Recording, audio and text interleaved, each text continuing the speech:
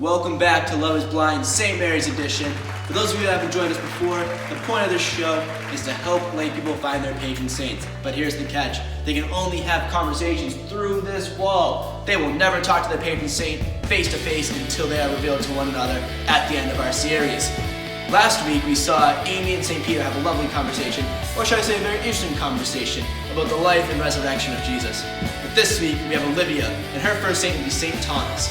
Besides for being one of the first 12 apostles, St. Thomas is always, fact-checking people, making sure the story's right, and trying to get rid of any of that hashtag fake news that we've been seeing a lot lately. Let's check in on them. Okay, so you're stuck on a deserted island. What's the one thing you bring? Go! So wait, do I have, electricity?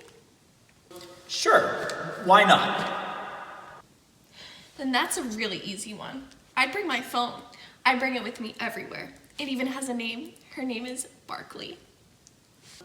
So are you addicted to your phone? Yeah, maybe a little. I don't know, I've had one for so long. It's weird when I don't have it. I feel naked without it, It's practically a part of my hand. We snuggle together every night, and Siri tells me bedtime stories before I sleep. Whoa. So when did you actually get your first phone? So I got it when I was in the 5th grade, I think, but it wasn't a smartphone. It was a Motorola Razr, the pink kind. And all my friends had iPhones or Galaxies, and it was really annoying because they could go on the internet and I couldn't go on the internet, and so I felt like I didn't even have a phone. And pictures were terrible, and don't even get me started on the texting. So that makes sense, not getting exactly what you wanted, because not getting exactly what you want hinders your experience, and you want what you expect. Wait, hold on one second. Exactly. Have you ever felt that way about anything before? Sure have. Were you disappointed in your phone too? Because when my phone has no service, I don't even know what to do with myself. No, we didn't have those things in my day. It was more about persons than things. We'll talk about you not having a phone later, but who was it that disappointed you? Well, I had this friend, he claimed to be the Messiah, the Son of God, and he made all of these promises that he said were going to be one day fulfilled, and that his kingdom would one day be here on earth, and that he was going to establish all this. It's kind of like about your phone. When you got your new phone and you expected it to be able to go on the internet and take really good pictures, but then it didn't happen. What happened? Did he not deliver on his promises? Because that has happened to me once with my friend who told me that she was going to get an iPhone, and then she got an Android, and I have to stare at the green text bubbles all the time, and it's so annoying. Okay, let's reel it back in for a second.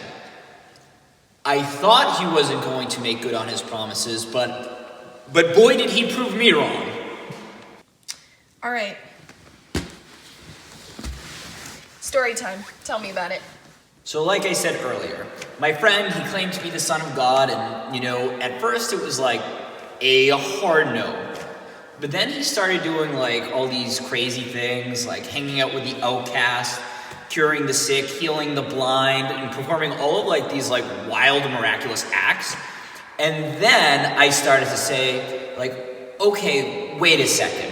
Maybe there's something more. And especially, one of the craziest things that he said he was going to do was he was going to die and rise again and claim victory over sin and death, which I was whoa, okay.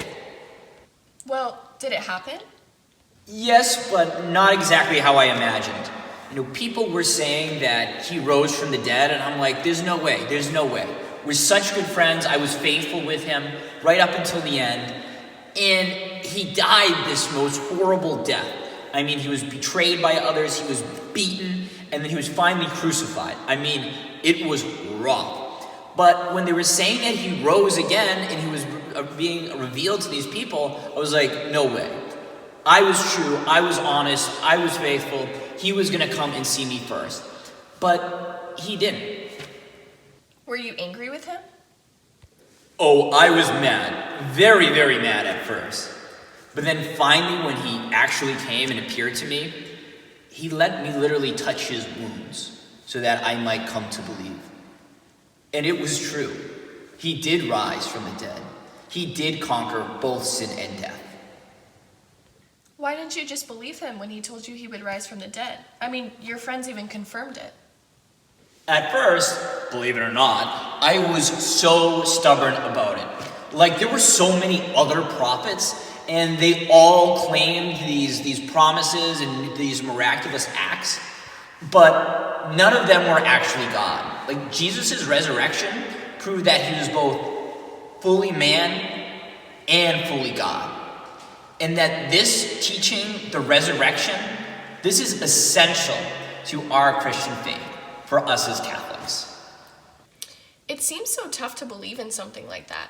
Like, I mean, if Jesus had an Instagram and he posted a picture of him resurrected, like, I still don't think I'd believe him. I didn't get to see him firsthand like you did, so I don't understand how Jesus expects me to believe that. Jesus knew it would be tough, and that's why he sent the Spirit of Truth, to make these things clear to us, to help us, to give us the faith to accept those great mysteries that are far beyond our comprehension. I mean, that's all well and good, but like, what's the point of believing in the resurrection anyway? The point is, faith allows us to enter into God's love. And out of God's love, he gives us his very body and the sacraments. And those who come to believe in him, his body, his blood, his soul, and divinity, that he was fully human and he's perfectly God, that he's all these things, he gives us that promise. That if we have faith and partake in these things, we one day too will rise with him and have eternal life. Wow, what another amazing week, another amazing conversation. That Olivia really needs to figure out what's going on with that cell phone there. A little too close for my liking, but to each their own, I guess. Make sure you catch us next week, same time, same place, with brand new saints and brand new conversations.